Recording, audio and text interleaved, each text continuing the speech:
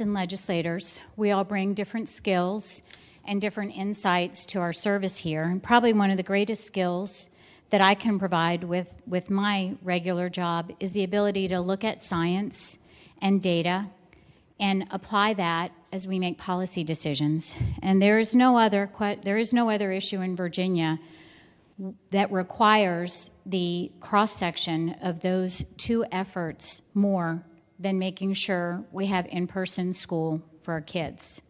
So I'm going to run through a few things quickly first because we've heard about these and we've talked about them a lot. What are the consequences for not having in-person school?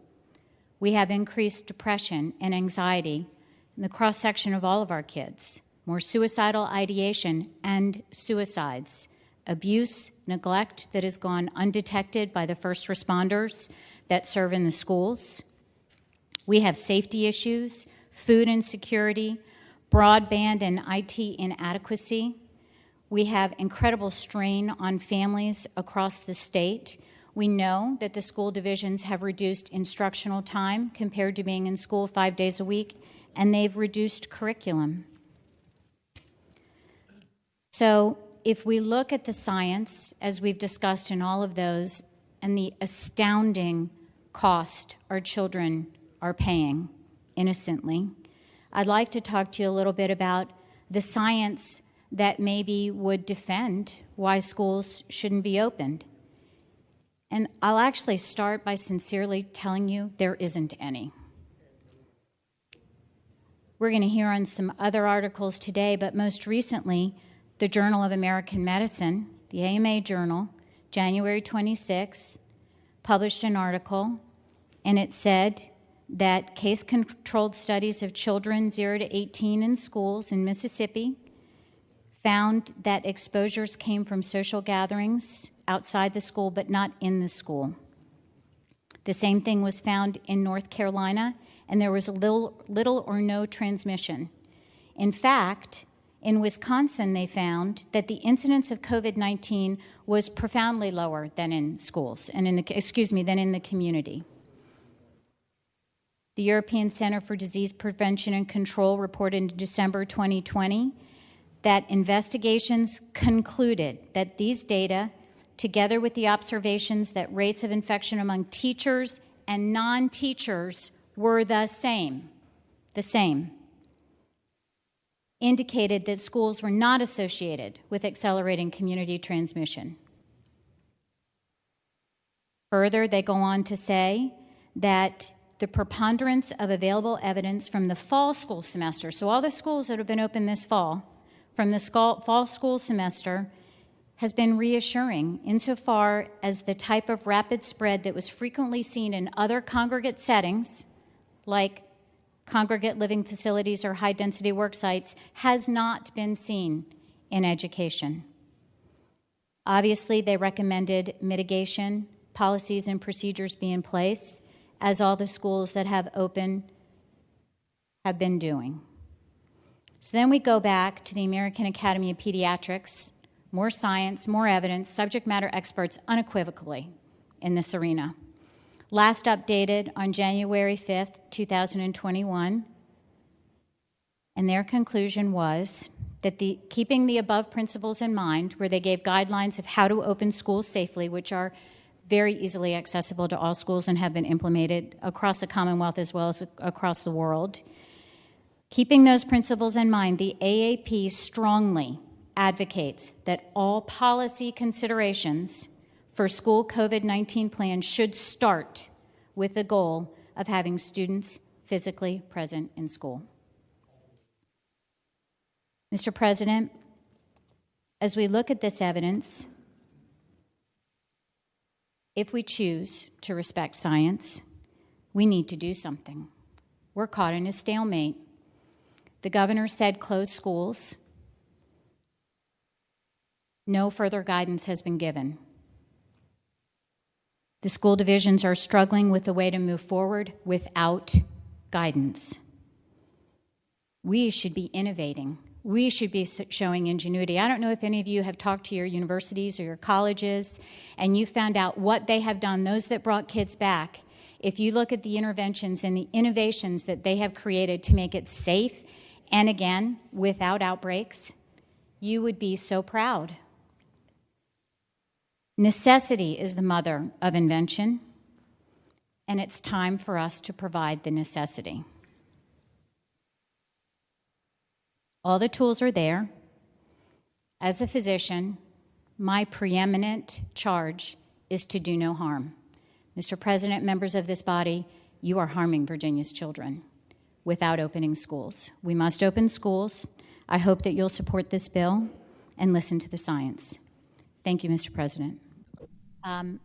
Number one, I would say if you're concerned about the UK or the South African viral strain, don't be concerned about the acuity. Number one, all those strains have been shown to be covered by the vaccine. Number two, they're more contagious, but not more deadly or more serious, cause more serious illness. Second thing is quarantining. We heard from the senator from Bath, what on earth would we do? Well, that's why we have protocols.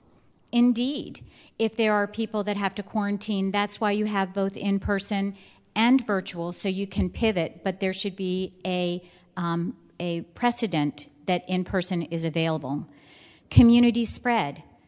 Let me reiterate the science we talked about earlier. Community spread is not an appropriate way to measure schools because the population for children is so much less at risk for this virus, and indeed, so are the adults around them. Back to my friend from Southern Chesapeake, I believe. The teachers are not at more risk. In fact, they found that teachers, unvaccinated teachers in schools, had no more risk than their age-relevant compatriots that were not in schools. There is no more risk. The kids are not a vector. That is not accurate. Every study we've shown has seen they are not a vector like they are with the flu. So there are some science answers I wanted to kind of touch on. The next thing is divisions are already adapting. Ask your parents, ask the parents in your district about that if you think that's happening. Because I think, as we've heard from the senator, I have such a hard time with these, but let's see. Senator from Eastern Fairfax County, that there's gel around this. And furthermore, I would say, yes, July 1 is suboptimal. I would prefer it to be immediately because I believe the science dictates that the harm to children for any delay we have in getting back to school vastly exceeds the risk of being in school. But I'll accept July 1 because I think it does give time to prepare, and they can continue to do their adaptations until then, but July 1 we need to be in school. Let's talk about the resources to make this all work. Our schools, from the CARES Act, have received over $940 million in the past year. The governor has given them $500 million to hold them harmless for the loss of enrollment. And let me just clarify that.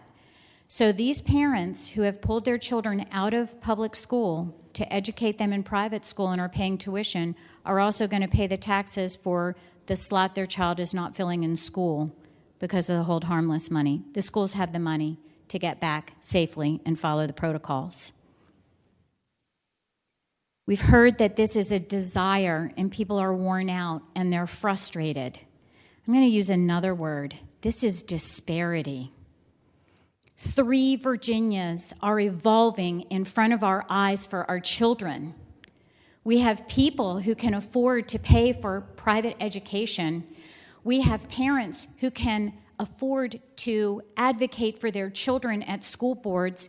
And then we have the families that are on the cusp of everything. And we know that they are suffering more than anybody else. This is not a choice. This is not an inconvenience. This is not a desire. This is a responsibility. It's a moral obligation that we protect those children because school is their safe place.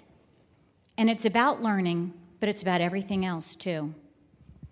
Virtual and in person being in this bill, that's something that may be nuanced as we go forward, but I wanted people to know if they felt uncomfortable with in-person, they would still have virtual. And quite frankly, I believe the state is prepared and needs to have virtual available as we go forward. Virtually every state that has succeeded in opening schools has done so with centralized leadership, either from the governor or the legislature. That is what we need to do, because we need to give clear direction for the school boards to know how to turn their attention from the argument of do we open to how do we open. And it is our responsibility to give that guidance. A couple of other things to go over.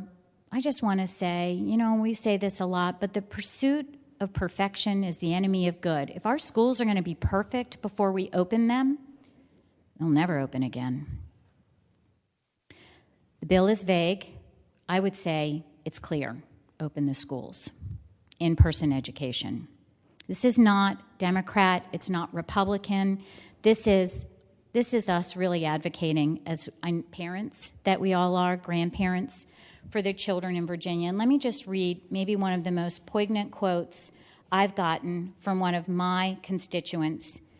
And this is a family with 2 incomes. This is a family that has the means to advocate and to pursue other options. And she says, "It's very sad to me that it's now a privilege obtained through one's family having the means to pay for private school for children to have the choice to go to school."